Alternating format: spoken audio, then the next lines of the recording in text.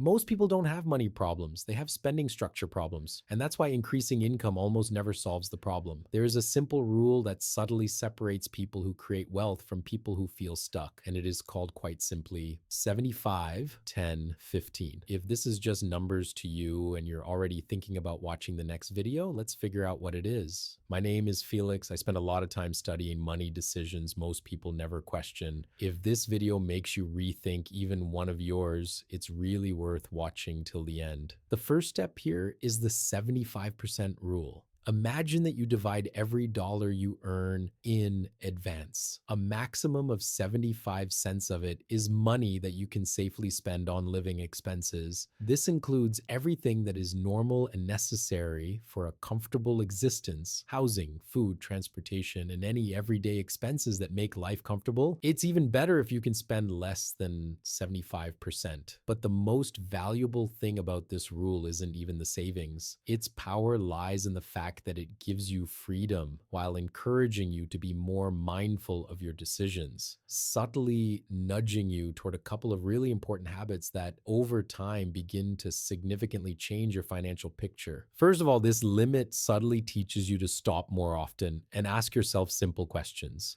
For example, do you really need premium gasoline, or will regular gasoline do just as well? Does it make sense to overpay for a product with attractive packaging, or can you buy the most ordinary option? To make this information easier for you to understand, let's dive into one simple situation that will show you the attitude toward money of people who have already succeeded in life. Imagine that you are already a wealthy and successful person. You find yourself in a small group of people who are just as successful as you are after some kind of event. It doesn't matter what it was, a conference or a meeting. Everyone seems relaxed. You're having normal conversations. And suddenly someone suggests going to the nearest place to grab a bite to eat and sit down. And then you see how the people around you start discussing not what to order that is more expensive, but on the contrary, what is more profitable right now. Someone looks for a special offer, someone compares prices, someone suggests ordering the simplest option. And then comes the moment of payment.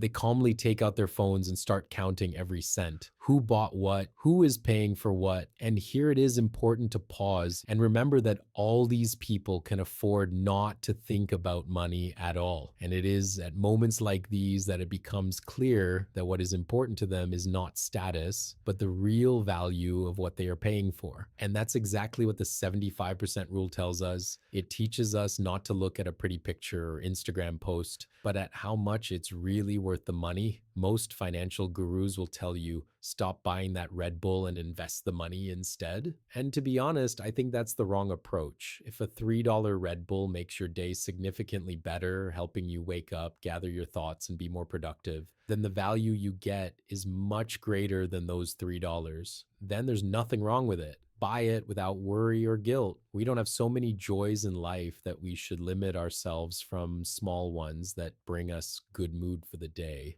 The problem is not these small pleasures. It is important to pay attention to large expenses, such as a new car, a huge TV, or a new phone that your friend has and you don't. These are the things that have the greatest impact on your financial situation. And here it is important to clarify, such purchases usually make us very happy, but only for a short time. Time passes, the initial excitement disappears, and the level of satisfaction returns to roughly where it was before. That same $70,000 car eventually becomes just a car, and the phone starts to seem no better than the old one. If you manage to live on less than 75% of your income, say around 60%, then that 15% difference becomes very important. It should not be dissolved in expenses, because next I will show you exactly how this money can be used and why over time it will begin to change your financial situation much more than it seems at first glance. Next in this system is the 10% rule. It's actually very simple. The idea is that for every dollar you earn, you put at least 10% into a reserve fund. This is not an investment, but a regular financial safety net. It's the money you need in case something goes wrong. And here it is important to understand why it is needed at all. The scary truth is that according to statistics for 2025, approximately 60% of Americans would not be able to cover an unexpected expense of $1,000 without stress. Imagine that for more than half of the population, one sudden bill already becomes a serious problem.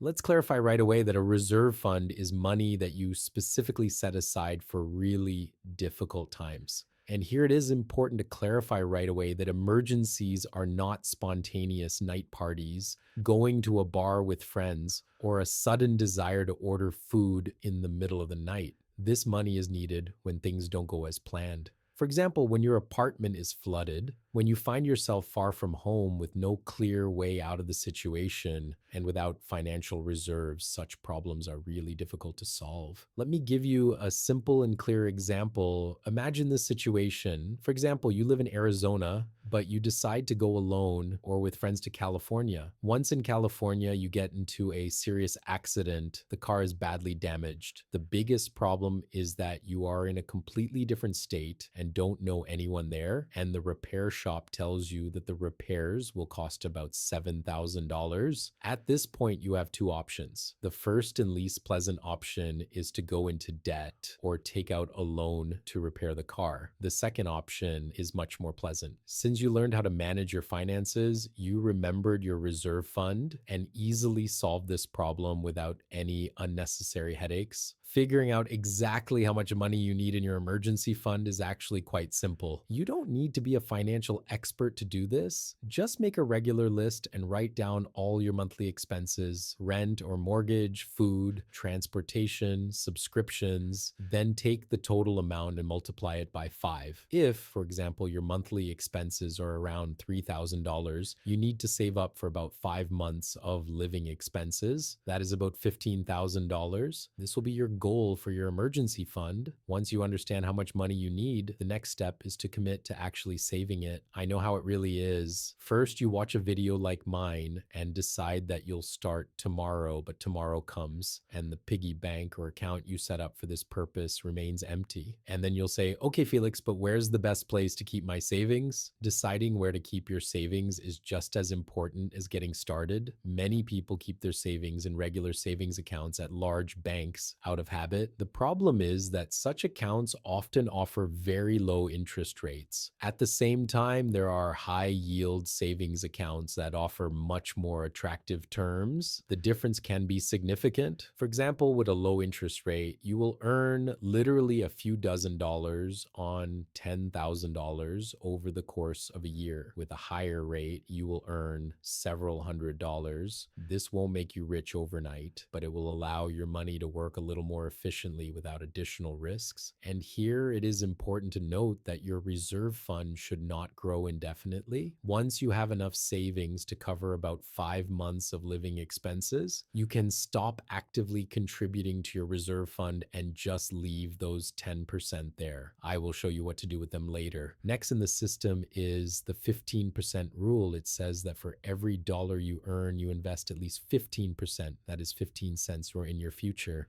This is no longer a reserve fund or money for a rainy day, but an investment whose goal is to increase your wealth over time. The sad and rather unpleasant truth is that you can have an excellent salary and still be financially vulnerable. Conversely, if you have assets, you can get through difficult months much more calmly because your money continues to work even when you are resting or taking a break. Now that we've covered the theory, let's move on to the practical side of things. To put it bluntly, there are two investment accounts that most people should start with, and to be honest, they offer some very serious tax advantages. The first is a Roth IRA. Essentially, it's an individual retirement account. Its main advantage is that the money in it grows tax-free. You deposit money that has already been taxed, that is money you received after your salary, but all future growth and profits in this account are completely tax-free. When you eventually withdraw this money, you won't have to share it with the government. However, there are strict limits on this account. If you're under 50, the limit is $7,000 per year. And if you're 50 or older, the limit is $8,000. In fact, opening such an account is much easier than it sounds. All you need is an income. It doesn't matter whether you work for someone else or for yourself. Then you simply go to the website of any major broker, such as Fidelity, Schwab, or Vanguard, and choose to open a Roth